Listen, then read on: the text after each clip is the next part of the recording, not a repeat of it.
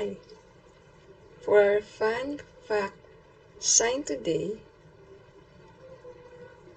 it will be less sign as this is for the hearing. When hearing people see this sign, it's just another way to say goodbye. But for the deaf, this means sing.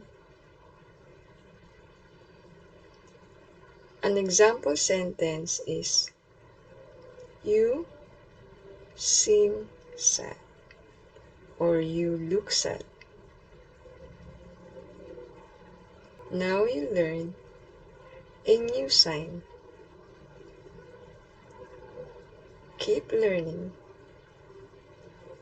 and stay happy.